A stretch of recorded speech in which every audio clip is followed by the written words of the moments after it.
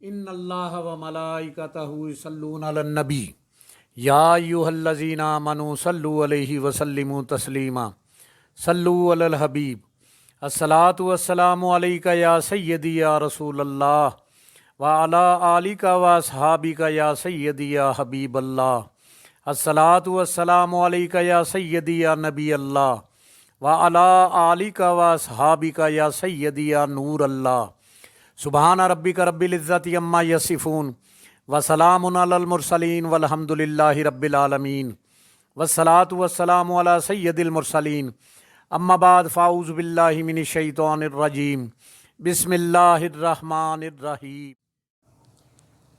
وضو کے مسائل اور فضائل۔ انما الاعمال بالنیات، عملوں کا دارومدار نیتوں پر ہے۔ اگر کسی عمل میں اچھی نیت نہ ہو تو اس کا ثواب ضائع ہونے کا اندیشہ ہے۔ وضو کے لیے نیت کرنا سنت ہے۔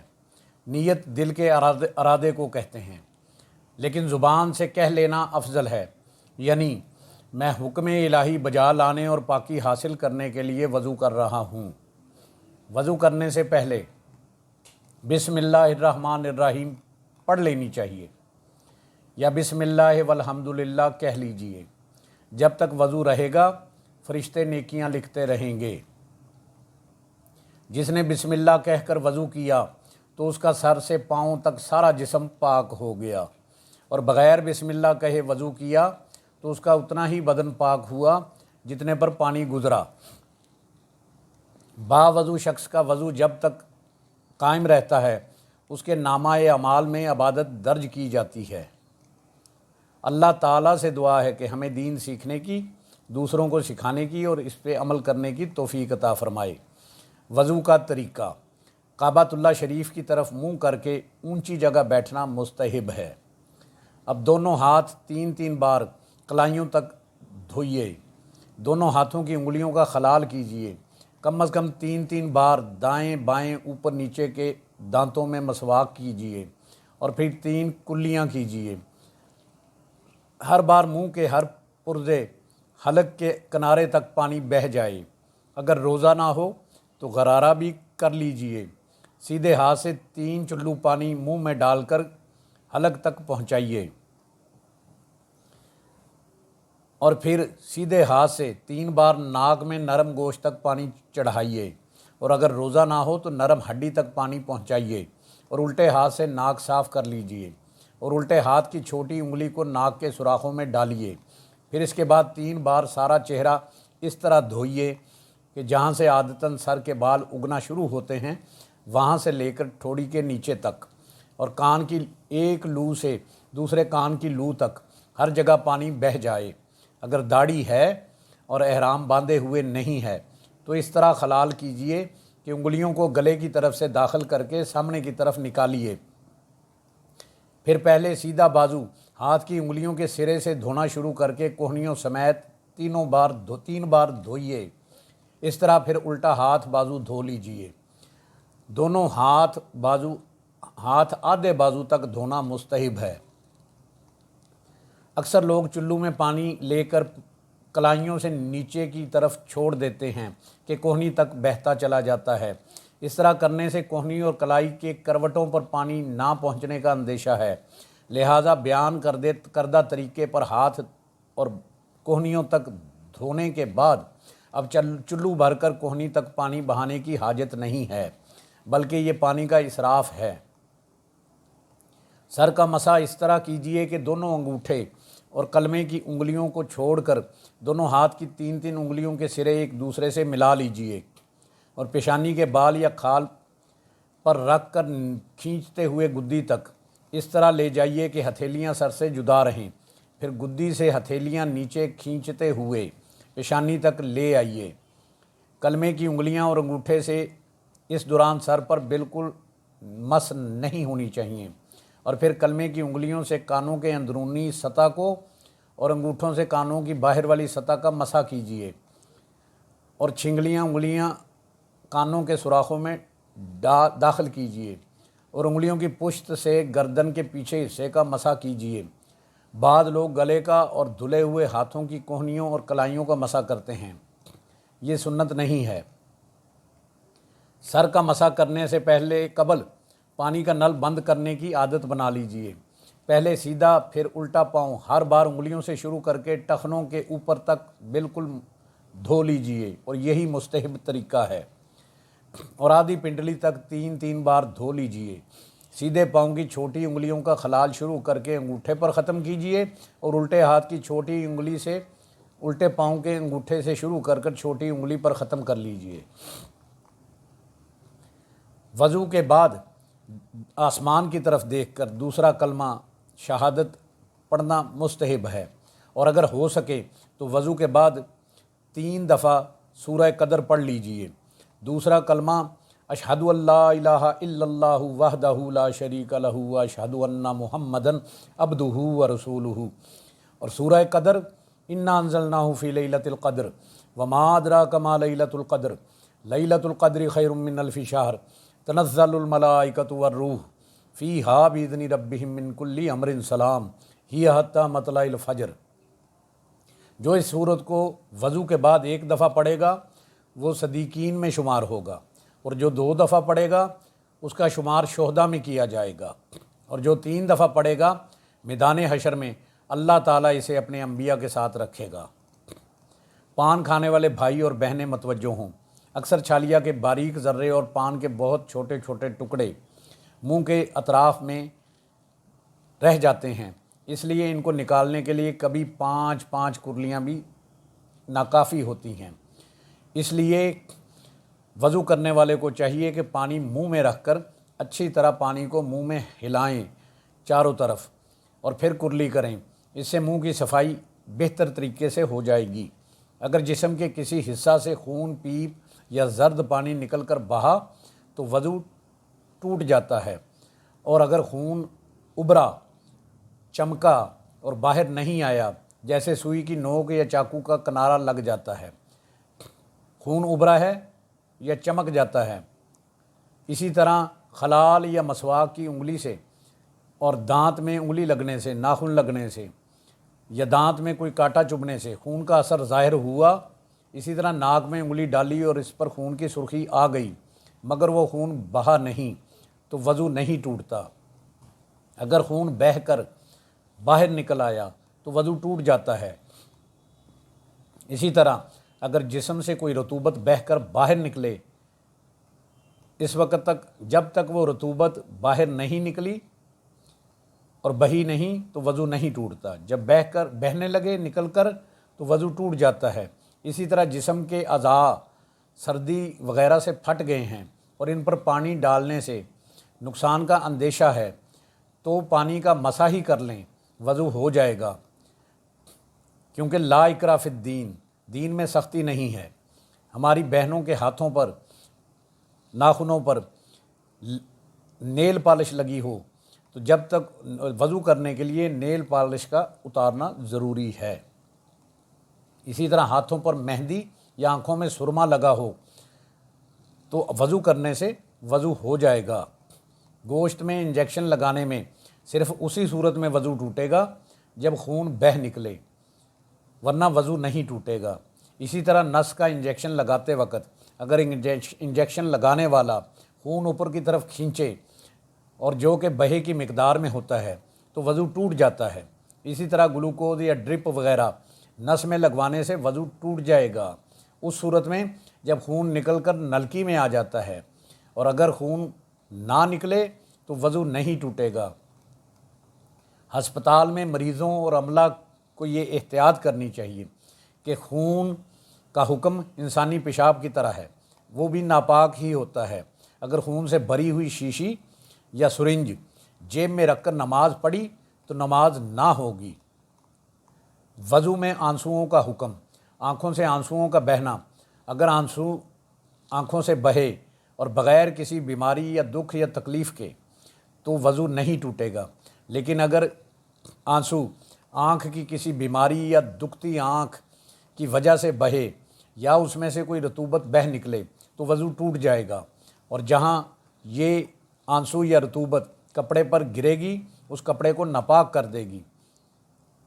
اسی طرح اگر منہ سے تھوڑی سی قے آئے، منہ بھر کے نہ ہو تو وضو نہیں ٹوٹے گا، لیکن اگر منہ بھر کے کہہ آئے، منہ بھر کے حکم ہے کہ جس کو تکلف کے بغیر نہ روکی جا سکے، اسے منہ بھر کہتے ہیں۔ منہ بھر کہہ ناپاک ہوتی ہے، اس کے چھینٹوں سے اپنے کپڑے اور بدن کو بچانا ضروری ہے، اور اس سے وضو بھی ٹوٹ جاتا ہے۔ کہا لگا کر اتنی آواز میں ہنسنا کہ پاس والے نے سنا تو وضو ٹوٹ جائے گا، اور اگر نماز میں کہا لگا کر ہنس پڑے تو نماز بھی ٹوٹ جائے گی۔ مسکرانے سے نہ وضو ٹوٹتا ہے نہ نماز ٹوٹے گی۔ اپنا یا غیر کا سطر دیکھنے سے وضو نہیں ٹوٹتا، لیکن بغیر ضرورت سطر کھول رکھنا یا دیکھنا منع اور حرام ہے۔ اگر تھوک منہ سے نکلا جس میں خون بھی آیا ہے، اور اگر خون کا رنگ غالب ہوا تو وضو ٹوٹ جائے گا، یعنی سرخ تھوک ناپاک ہے۔ اگر خون تھوک میں شامل ہوا اور خون کا رنگ زرد یا پیلا رہا تو وضو نہیں ٹوٹے گا۔ بعض اوقات وہم کی وجہ سے اگر کوئی شک پیدا ہو کہ کوئی حصہ نہیں دھویا، اور یہ شک یا وہم پہلی دفعہ ہو تو اس اعضاء کو دھو لیجئے۔ اگر اکثر شک پڑتا ہے تو اس پر توجہ نہ دیجیے اور کچھ خیال مت کیجیے، وضو ہو جائے گا۔ اور یہ شیطان کے وسوسے ہیں۔ نیند کی وجہ سے کب کب وضو ٹوٹتا ہے۔ اس طرح بیٹھنا کہ دونوں رانیں زمین پر ہوں اور دونوں پاؤں ایک طرف پھیلائے ہوں، جس طرح کرسی، ریل یا بس کی سیٹ پر بیٹھنے کا بھی یہی حکم ہے، اس سے وضو نہیں ٹوٹتا۔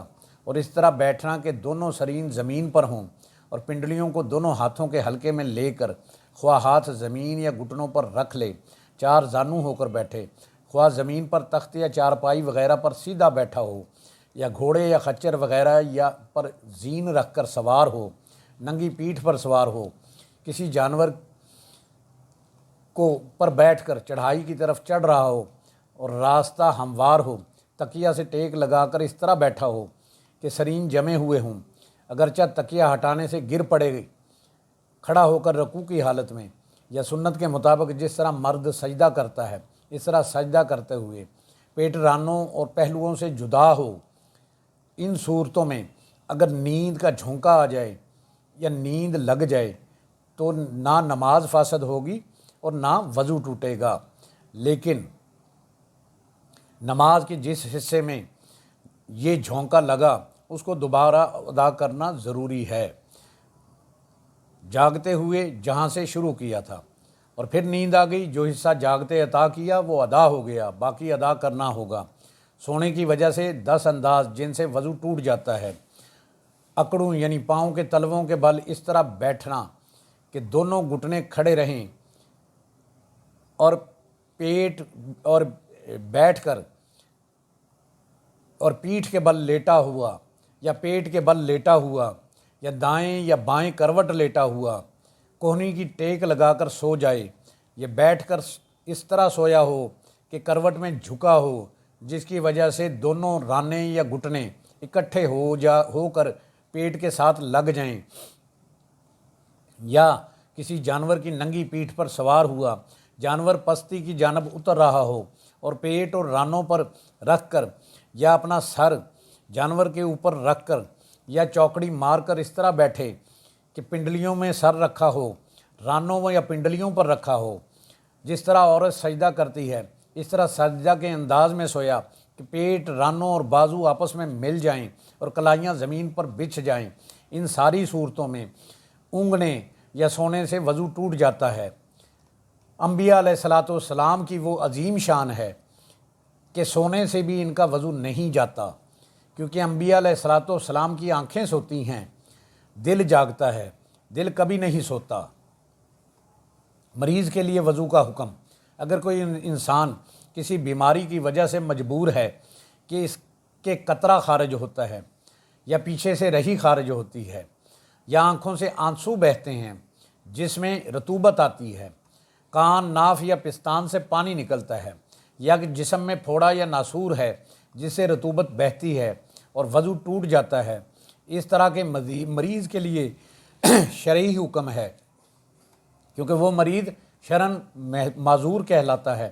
اس کا حکم یہ ہے کہ ہر نماز کے ساتھ نیا وضو کر لیا کرے، اور جب تک اس نماز کا وقت رہے گا شریعت محمدی صلی اللہ علیہ وآلہ وسلم کے مطابق اس کا وضو باقی رہے گا۔ جیسے ہی نماز کا وقت گزرا اس کا وضو ساقط ہو گیا، نئی نماز کے لیے نیا وضو کرے گا۔ لیکن یہ خیال ضرور رہنا چاہیے، معذور کا عذر جس وجہ سے ہے، اگر اس کے علاوہ کسی اور وجہ سے وہ علامت ظاہر ہو جس سے وضو ٹوٹ جاتا ہے تو دوبارہ وضو کرنا پڑے گا۔ لیکن مثلاً جسم میں اگر کوئی حرکت ایسی ہو جو وضو ٹوٹنے کا سبب بنے تو وضو جاتا رہے گا اور دوبارہ وضو کرنا پڑے گا۔ مثلاً ایک بندے کا قطرہ نکلتا ہے، اگر اس کی کسی وجہ سے ہوا خارج ہو گئی تو اس کا وضو جاتا رہا، اس کو دوبارہ وضو کرنا پڑے گا۔ لیکن اگر صرف قطرہ نکلا تو پوری جب تک نماز کا وقت رہے گا اس کا وضو قائم رہے گا۔ ایک غلط فہمی وضو کے متعلق یہ ہے،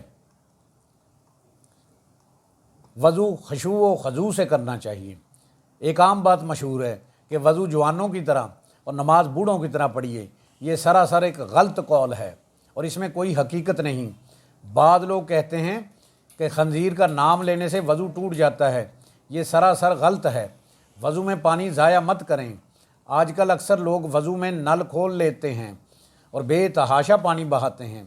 وہ وضو خانے میں آتے ہیں تو نل کھول دیتے ہیں، اس کے بعد آستینیں چڑھاتے ہیں، اتنی دیر تک پانی ضائع ہوتا رہتا ہے۔ اللہ عز و جل سے اس پانی کے اسراف کے سلسلے میں ڈرنا چاہیے۔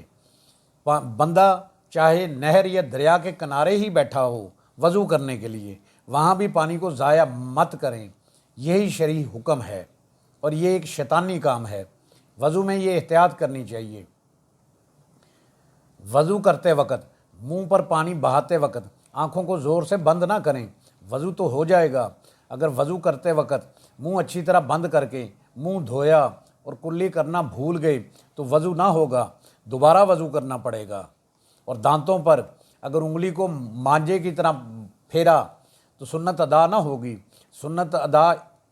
سنت کے حکم کے تحت انگلی پر کھرکھرا کپڑا لپیٹ کر اگر انگلی ماری تو سنت ادا ہو جائے گی۔